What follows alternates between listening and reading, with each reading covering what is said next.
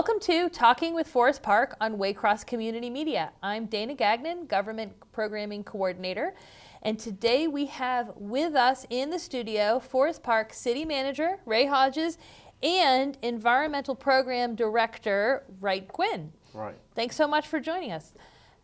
Now, one of the reasons we have Wright here is because Forest Park is learning about aggregation right now. So you're going to tell us a little bit about that. Right. Well, we have a little history with aggregation. This will be our third attempt to pass an initiative by the residents to aggregate our energy resources. We tried to do it in 10 years ago, 12 years ago, right when energy aggregation programs were new. And I think our residents were very confused with it, and it went down very hard. We tried it a second time. We got better with our information, but I think there's still a little confusion about what it is, and it went down. So this time, we're going to develop a really comprehensive informational campaign, make sure that everybody understands how energy aggregation works. And then the voters get to go in November. There will be two initiatives on the ballot. One will be for natural gas and one will be for electricity. And the residents will decide at the polls whether or not they want the city to develop an aggregation program. Okay. And I know people have a lot of questions about aggregation and what will change and what will not change. And I've had to answer those in the past for other purposes, and I want to make sure that we get a chance to cover some of the main things. People want to know, am I still going to get my bill from Duke, or am I going to get two different bills? Right. And all kinds of questions like that. How about that one? They're still going to get... Right, they'll still get the Duke Energy bill. If you really look at a Duke Energy bill, you'll notice that the bill is divided into two sections. Mm-hmm. Okay, one section is for the infrastructure. That's for the wires and the poles and the maintenance of the infrastructure. So that's part of the bill. The other part is your supplier, your energy generator. And right now, I would say the vast majority of residents have Duke Energy because we haven't aggregated. So the Duke Energy bill has Duke Energy infrastructure and Duke Energy supplier for energy. Now what aggregation is when you pull all your purchasing power into one unit. Instead of having 7,000 households and apartment complexes and everyone doing their own thing, we're going to pull, if it goes through and people vote for it in November, we're going to pull all this purchasing power into one group, and then we're going to put it out on the market. And the idea of that is the purchasing power will be greater and we'll get better prices. And I want to mention something like a huge corporation, Procter & Gamble, can negotiate with energy companies and get whatever rate they want. They have a lot of usage. My one little house, or anybody's little house or apartment in Forest Park, they by themselves, Duke is not going to negotiate with them. So this aggregation is a way for different houses to combine into one big buying power block that can get a better rate that stays there. Right. Now, one thing I think that's important, though, is that, and I know this happens sometimes, and one of the things that people get confused about is you get a lot of phone calls from people saying, oh, well, you can change your supplier, you can go with us, or you can go with us, and you get phone calls or people knocking on your door.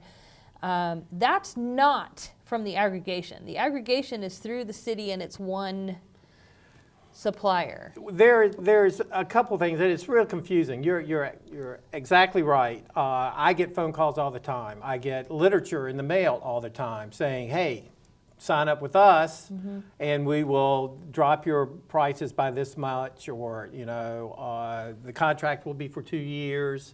And just all you have to do is sign on the dotted line, and we guarantee at least for the next 6 months your prices will be lower. Now what happens the other 6 months or the other 24 months that you have the contract, unless you really read the fine details of the contract, you could get caught. So yes, you can get all these solicitations from all these other companies, and it is an aggregation type of program. They are trying to bring more people together to get better prices, but a lot of times that's not always the case. What the city's trying to do is bring all the residents together. We will hire an energy broker that will go out and try to research all the possibilities, all the packages that are available.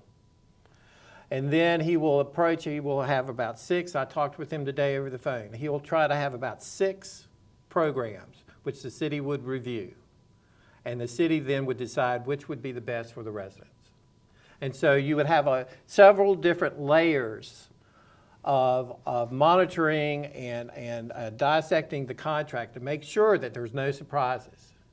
Whereas if you get this stuff in the mail or you get this stuff over the telephone, you're not really sure what you're getting. So that's the difference. We have quality control in this method, whereas you really don't have any control in the other. That's a big deal because it's really confusing when you get all of that paperwork. Now, Wright mentioned that we would hire a broker, and when I and maybe other people hear that, you immediately say, oh, we're going to have another staff member, but that's really not what we were going to do. Why don't you explain this broker and his or her role and how they are ultimately paid? They're ultimately paid.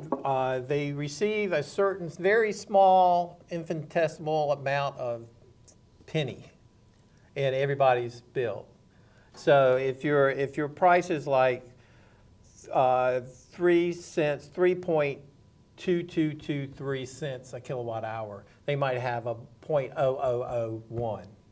But it's basically a consulting It's fee. a consulting fee, and so they will come in. They're not going to be paid for the awareness campaign program. They only will be working with us if the residents okay the ballot issues. And that's when they start. And that's when they start to work, going over all these energy packages, all the different companies that they might want to approach to see what kind of package that they have. That's when they go into gear to find something for the city. So it's probably fair to say that we're going to contract with a professional consultant that does this kind of stuff on a regular basis, works for other communities, and they will help us find the best price that we can have for our residents. And they also, what is also interesting is they will stay with us during the contract, but they will also be looking for better deals. I know I'm from Oxford, and Oxford passed an aggregation program about 4 years ago. And I just read that last year, the energy broker found something that was a little bit better and approached the city manager and said, hey, you might want to take advantage of this. And it helped the residents at that time. So they're always looking through the weeds, trying to find the best deal possible. I think that's important because a consultant that's not the supplier can look at all different suppliers and see what might be better. It might be, they don't have the same incentive to give you just this one. And I think that's another really important thing for the residents of Forest Park to know, because on our own, we don't have enough power to have that influence with different suppliers, but a broker does. And the fact that this is not someone the city hires. And another important thing, because I know you mentioned this at one of the council meetings, this is not a program that is bringing money into the city. None of this isn't something to fund anything in Forest Park. This is just Forest Park helping people get a better deal on their gas and electricity. Right, that's exactly the case. And here's the unique situation. And we have had some internal discussion. The city is able to charge a fee for its services. And that's something we'll have to decide whether or not we do or not. Now, I, for one, am saying, well, the city should charge its fee because there is a service associated with it. But whether you charge a fee or you don't charge a fee, the only reason we would get into this is the ability to save residents money from what they're currently receiving. If we can't do that, then we don't want to be in it. But because we believe, yes, we can save a substantial amount of money month after month on your utility bill, that's why we're pursuing it, and that's why we would help oversee it throughout the course of its existence. And I think that's one of the reasons why so many other communities have adopted aggregation programs. Wright's a good example where I think his own personal experience suggests to him that he's glad that he's an aggregation program as opposed to trying to find good prices on his own. Right. In Oxford, not only do we have a lower price, but we also have a choice of what type of energy we want to use. Whether we want to use more green type energy, the wind and solar type of energy, or more fossil fuels. And so and that's what kind of the program that we want to kind of put together for Forest Park. This is one of the problems or concerns that residents have is, okay, well now the city's getting into my energy bills. And I'm doing fine. I don't think I need the city in there. Fine. This program is not going to put you into a program that you don't want to be in.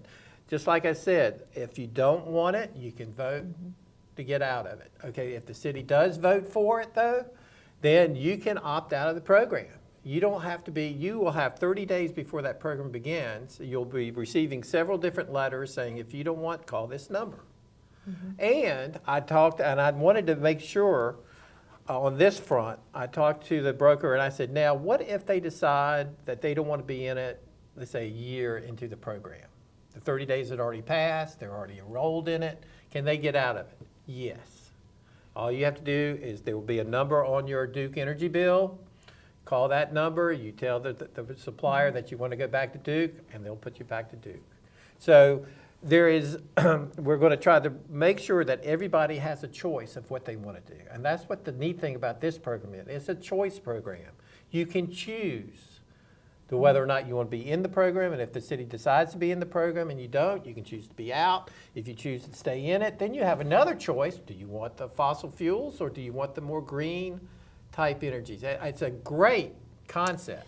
And I think For that a it's lower important price. Well, and we like spending less money on bills. We definitely like that. Right. And I think it's important to note that when it's on the ballot, the idea is just, do we have this option available in our Exactly. city? It doesn't mean you personally have to do it. Right. Because if the city has the option, then individuals will have the chance to opt out of it if they want to. Exactly. And I think that's key, because I think when people go and they vote for it, they think, oh, if I vote for this now, does that mean I'm stuck with it? Right. No, this just means we now have that choice. We now Right. have that option to see if we can get a much better deal on our gas and electricity as residents in this town, Right. which is important. Right. It's very important, and it's, again, I think one of the reasons why we have to just look and see that there are many other communities that have already adopted this. They have years of experience with this already, and they love it. Their residents love it. They're saving money.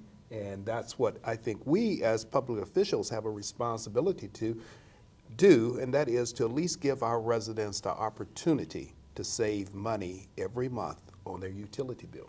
And I think you're reading my notes, because that's actually where I wanted to, which you can't possibly because they're illegible. But when 10 years ago, when you talked about initially looking into this, it was a new idea. Right. And so people really didn't know what kind of history it would have. It's no longer a new idea. Almost all of the surrounding communities, Springfield Township, Coleraine, and I know Green Sharonville's, Hills. Green Hills. Right. And so there's already a long record. We can run the numbers and look at, okay, in the aggregation in Springfield Township for, out of the last 20 months, 17 of them have been cheaper in the aggregation, so we can see a consistent saving kind Right. of thing like that. And I haven't run those specific numbers. That was an example. Sure. But I actually am on the aggregation in Springfield Township, so I can tell you that I also, like you in Oxford, I do see that saving. So it's not a new feeling anymore. It's not a new experimental thing anymore. So when you say we believe you'll save money, this is based on a lot of data that you have to look at. Right. And on my part, I have to say I'm a little bit impressed that, and a little jealous that some of my neighbors in other communities are enjoying monthly utility bill savings, and I in Forest Park don't have that opportunity to at least decide whether or not I want to opt in or opt out. So it does make a difference. And there are a lot of communities, their residents are just shocked that Forest Park doesn't have aggregation. So we almost have an obligation to provide our residents an opportunity to have aggregation. Yeah, and again, this is voting for aggregation doesn't mean you're in it automatically. It just means the town can now go forward with Right, that. they're giving Yeah. permission to Yeah. the city leaders to develop a program, and then they'll look at the program. If they don't like what the city put together, they can opt out and say, nope, I'm going to stay where I am. And those that like it can ride with it. And I think there's a lot more understanding about that now. Now that not only you are seeing your neighbors doing this, but some of the Forest Park residents are seeing their neighbors doing that. So hopefully this will be the chance. Now, if people have questions, right, about aggregations, and they might not be something that happened to come up here, where can they go for more information? They can call me if they want to. I'm in the city building. Just call the environmental department, Okay. and I can talk to them. I've got some literature that I'm putting together that I can send to them email it to them if that's the easy way to do it.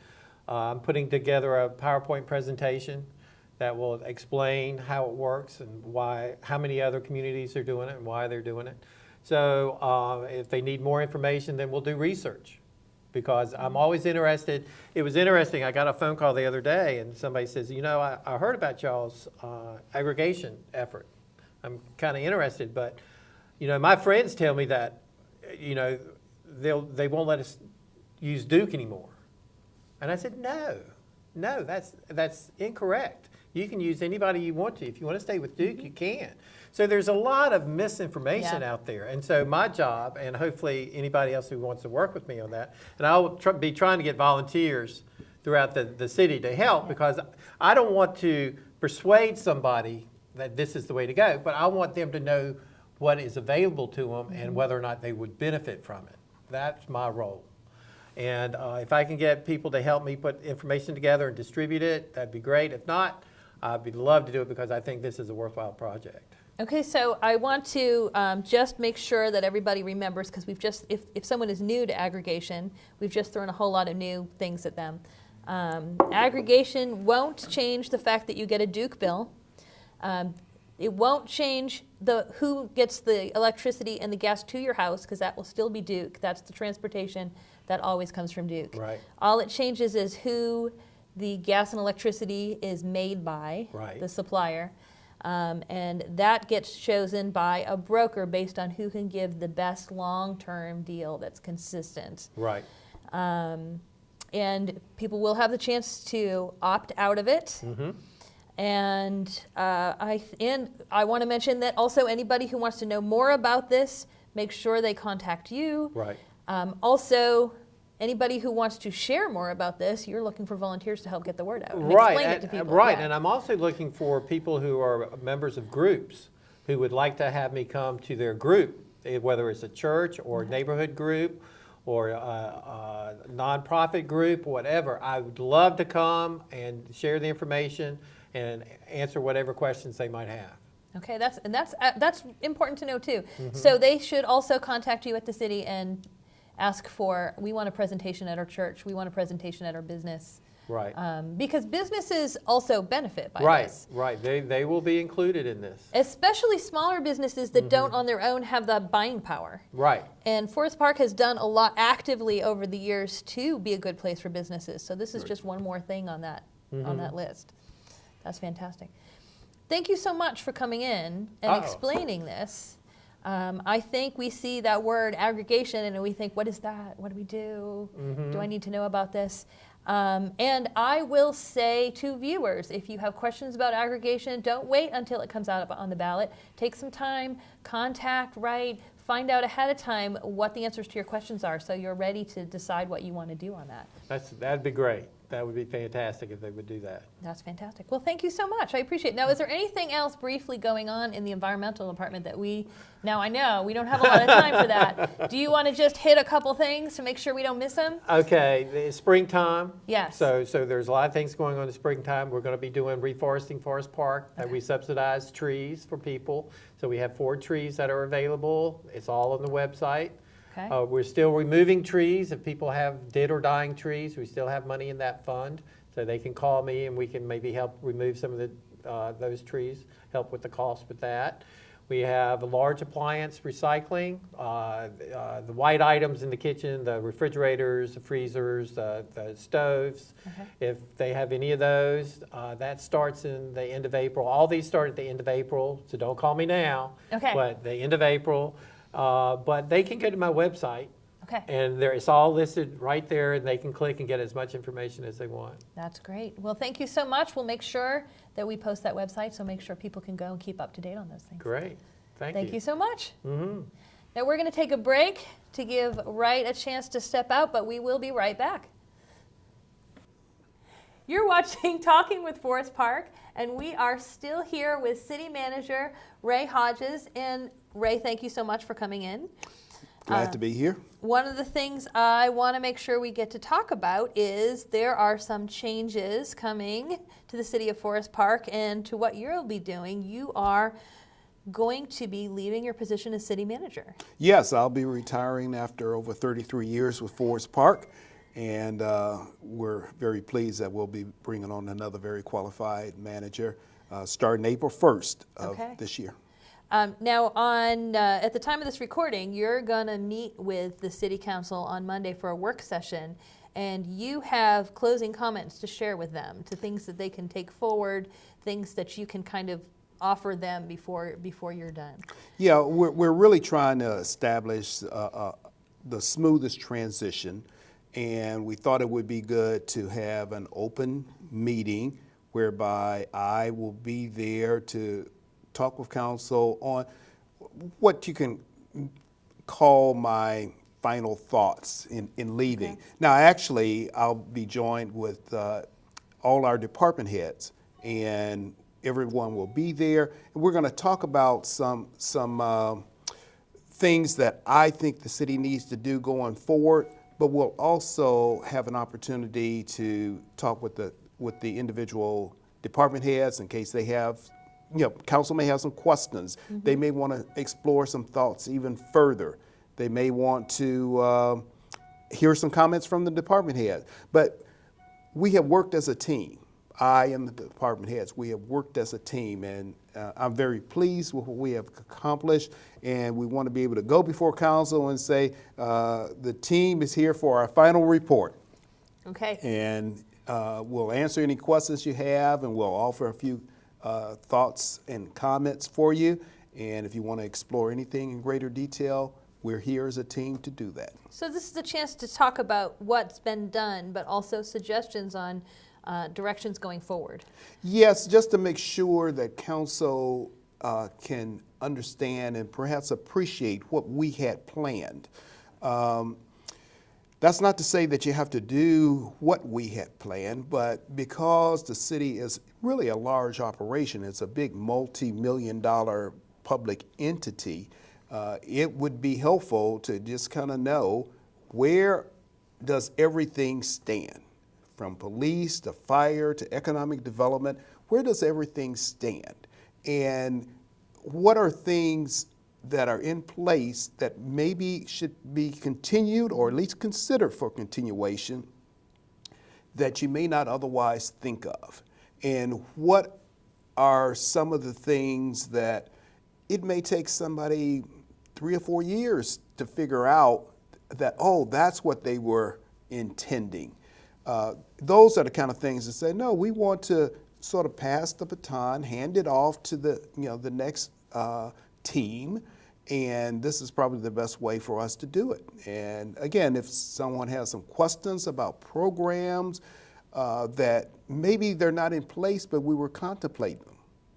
Do you want to hear about what we were thinking?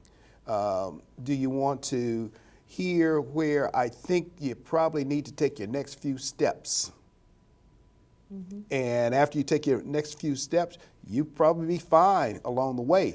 But we want to try to help make sure there are no missteps from lack of information. So that's what it is. It's an informational exchange. For continuity, and anytime there's any kind of change in a position, continuity is difficult. But also because, as you were saying, the new person doesn't always know what things were in place and what thing needed to come next. So hopefully this will be a way to ease that transition. did you ever think that you would have been doing it when you started for 33 years?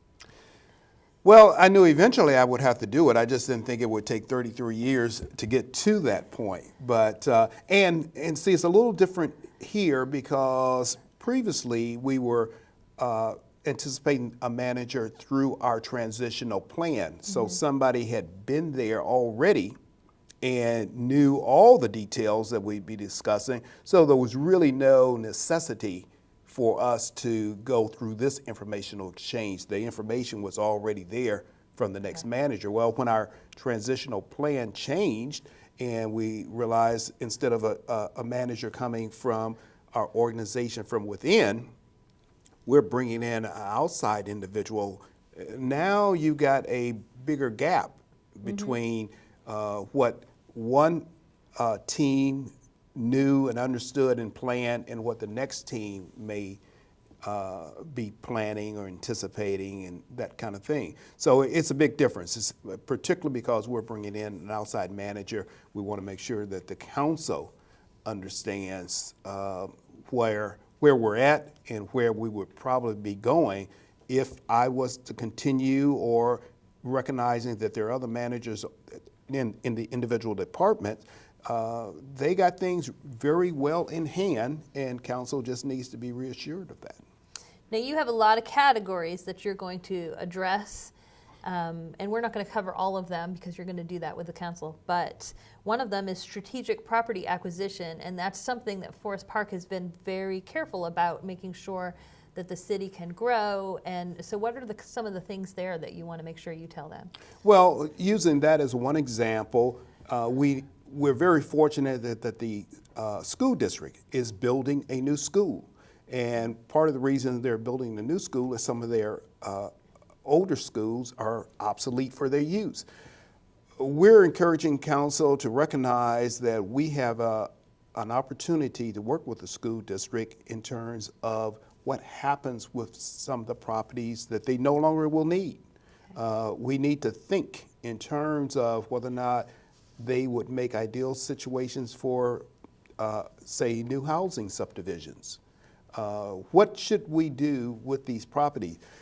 Without having some plan and some strategy, the school district is likely to do something. Perhaps they'll put it on the market, perhaps they will sell it to some developer, but regardless of what they do, it will have to come through the city. And all we're saying is, well, we might want to put that into our strategic plan for acquisition. Now, there are other areas, not just the school district, but there are other areas where we have plans that we will use grant funding to acquire a substantially large tract of land that we can preserve for our green space and open space.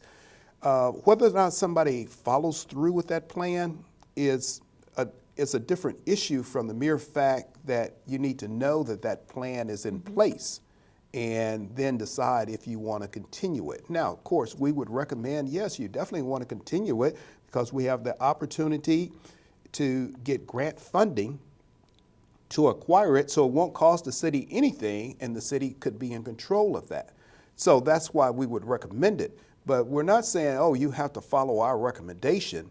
We just want you to know that is our recommendation, and this is a project that's already in the works, and if you want to continue it, fine. But you at least need to know, that's out there. Sure, and you'd hate to have something not happen just because someone didn't know. They'd find out 2 or 3 years down the road that you missed something because the transition didn't happen that smoothly. So this is a helpful way to do it. And it's very fortunate for Forest Park that we're going through a smooth transition as opposed to an abrupt transition. It's not as though you wake up one day and you got a different situation at hand. Here we have an opportunity to make a very smooth transition, which will help Forest Park, because there's so many things that we are doing and that the department heads are responsible for and that the staff is undertaking. They're wonderful things, but a city council, because they are not there on a full-time basis, would find it almost impossible to know all these details Sure. and to appreciate all the things that are going on, but more so, it'd be impossible for them to fully understand without the discussion, where are we headed at on some of these things that they're just not that prominent. We talk about, or we will talk about, stormwater utility. And I often use that as an example. Most people, and understandably so, don't know what the stormwater utility is, what it can do, and what it currently is doing. And that's why we want to give council an opportunity to say, even though we've been doing this for a number of years, we are planning to do something a little different in 2020 and 2021 that we believe will make a very substantial difference in Forest Park. And that happens to be with basically our curb and gutter system, that we want to make major improvements there. And we would hate for somebody not to realize that's part of the plan, and we think it should be undertaken, and you see results in 2020, but if you don't know that that's part of the plan, it's not necessarily written any place, it's something that we have discussed, it's something in our head, it's something that needs to be a part of the next budget. That's the benefit of us having, these closing comments and statements. And you have economic development as one of your categories, and that's another area that Forest Park has been very intentional about in their growth, economic development and that sort of thing. Right, and that's where we want to try to share with council our thoughts on what's realistic and what is not realistic, and what is likely to happen and what is not likely to happen. Again, you don't necessarily have to act on that, but if you're at least aware of it, then it may make a difference of what your expectations are for the next manager. Maybe you want to do exactly what we have been doing, maybe you want to do something different, or maybe you just want to engage the next manager in terms of what his thoughts are. So that's the reason why we know that this will be beneficial for everyone, and I think it will give the opportunity to see us as a team making a closing position and appreciating the fact that the mere fact that I, as city manager, won't be here doesn't mean that the successes that we have experienced cannot continue. They can continue because, again, you have a very good team of managers that are ready, willing, and able to continue the success we've had and take us to new heights. When you look at the things that you've done at Forest Park over the last 33 years, are there things that really stand out to you that you think, yeah, I did that, or we did that? Sure. Well, there are many, many things, and after 33 years, it's hard to not look at probably every aspect of the city and say, well, in some way or form we touched that. But when you think in terms of when we started out, one of the problems Forest Park was having was flooded basements and flooded intersections and flooded streets. And as I will be indicating in our closing comment, we've solved that problem. We've solved that years ago in terms of what was our number one problem is now a problem that you don't even hear about at this point. Great. And there are just things along that line when you think in terms of the streets that have been built, the subdivisions that have been built. Say, well, everyone has been touched.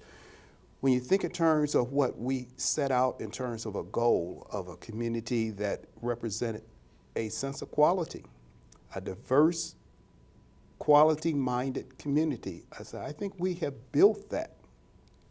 And I think we have the opportunity to continue that. The fact that Forest Park is probably the most unique community in the United States in terms of, again, our diversity, our soundness, our staffing qualifications. I say you want to have the opportunity to continue that. People have certain expectations for Forest Park, and people have certain hopes and dreams for Forest Park. I think we have done a very good job in fulfilling that aspect, and still we have room to grow. We have room to expand, and we have opportunities. And that's what I think the key thing for the closing statements will be. We don't want to lose our opportunities, and we want to make sure that people know where we at least believe our opportunities are to go ahead, to go further. So let me ask you this. You have a lot of different sections of these opportunities and these things to look at going forward. If you had to say, I think you'll only hear one of them, this is the one I want you to focus on, what's one of those things you'd really like them to be able to look forward to working on? Well, one of them, for me is property maintenance. I think we have a great opportunity to do more in property maintenance, and this is one of the years where I was really expecting something more in the way of property maintenance. And when I say that, I'm saying we just got to energize that area a lot more. And I was expecting that to be in 2019 when we started our transition plan, and because we changed plans and are headed in a slightly different direction, now we're a year behind of where I think we could be. Nevertheless, I say, nope, we got a great opportunity. People want to see more in terms of property maintenance. They want us to be more active in that area. And I know where, at least I believe, the impact could come about. And so rather than for somebody to be coming in, studying it from ground zero, I at least want to share with them, this is what I think you're going to need to do. And then you can consider it. You don't have to necessarily do it. But Sure. At least you would start off with knowing, yep, that's where a big difference is going to be made. Similarly, we have greatly increased our revenue over the years from where we were.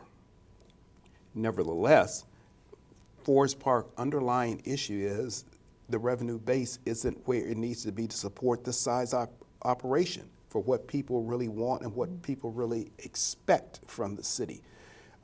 People often talk about how much they pay in taxes, and so often they're talking about property taxes and not realizing that the city is operating on very little, a very small amount of their property taxes. We want to make sure that that's communicated. Not that you have to change anything, do anything, or if you want to continue to complain about it, Sure. that's fine. But we at least want to say, but this is where we think people can get greater value from their properties if the city moves in this direction, and this is the direction we were planning to be at in 2019 or 2020 or 2021. And if you want to see these results, they're quantifiable, they're very specific. If you want to see these results that were anticipated for 20 and 21, these are the things that we think you need to do to bring those results about. And if you want to question us, we'll be there to be questioned. Or if you just want to have discussions with the next manager about whether or not the next manager can fulfill these anticipated results, it'll give you a great opportunity to at least have the discussion.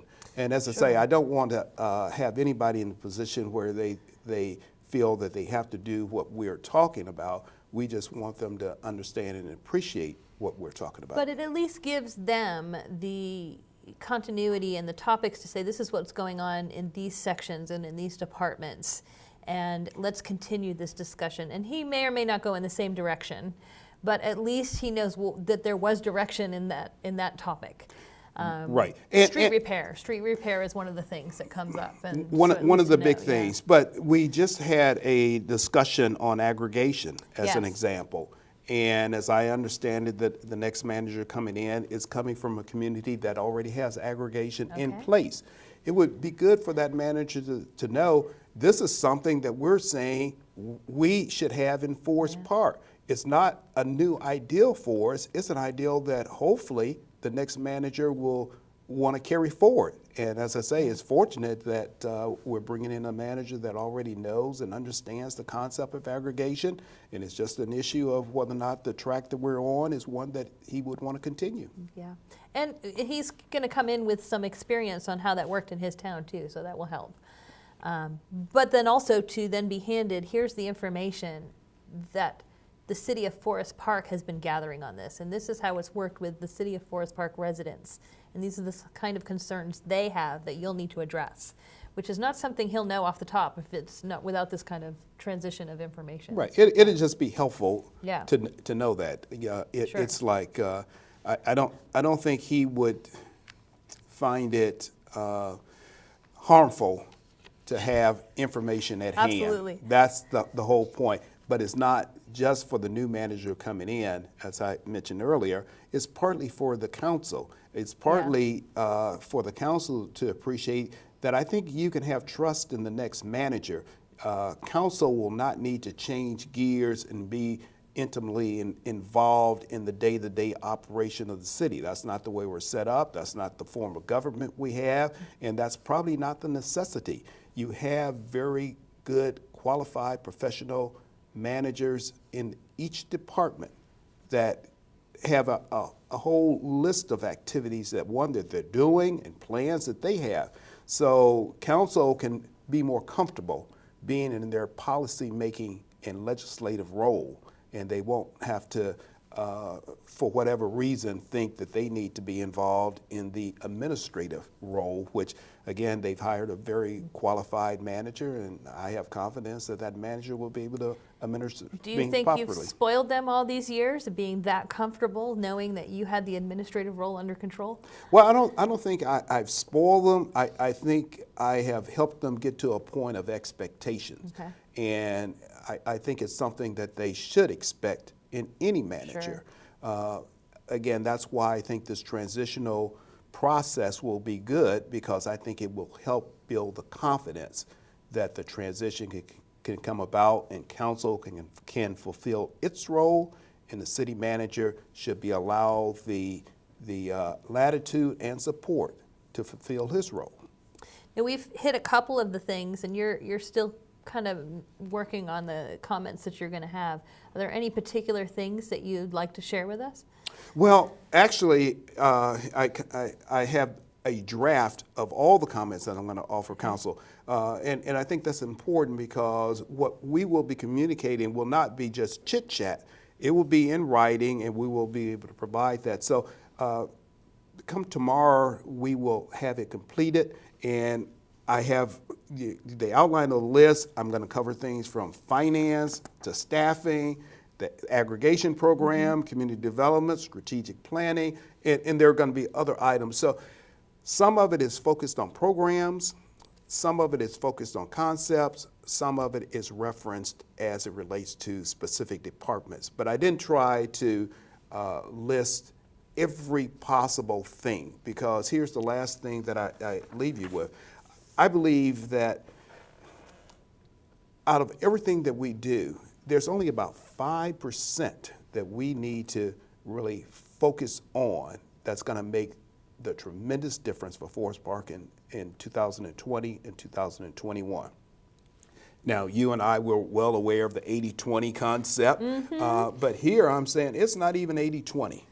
There's only about 5% of every possibility that we can consider for the city that you'll need to focus in on, and that's what we're going to zero in on and talk about, and hopefully council will find it beneficial to realize that we're leaving the city in good hands.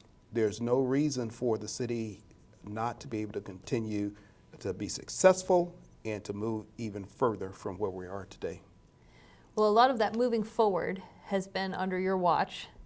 I know here at Waycross, we have been meeting with you in this studio to talk about what was going on in the city of Forest Park for a long time. Right. In fact, we were meeting before the studio was the studio. Before the studio.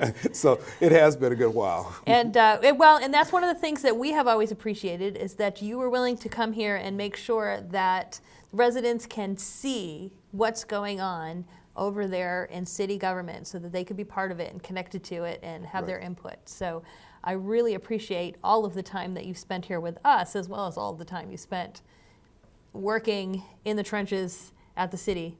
Well, I appreciate it. Thank you very much. Thank you so much for coming on today to talk about these things, and we'll be looking forward to hearing all the different comments that you have to leave for council and seeing what adventures that you have next. Do you have any particular adventures in mind? Just to keep an eye on Forest Park as a resident and know that my city is in good hands. And thank you for watching Talking with Forest Park. By watching this program, you are staying involved with what's going on in your city government. Tune in next time. I'm Dana Gagnon.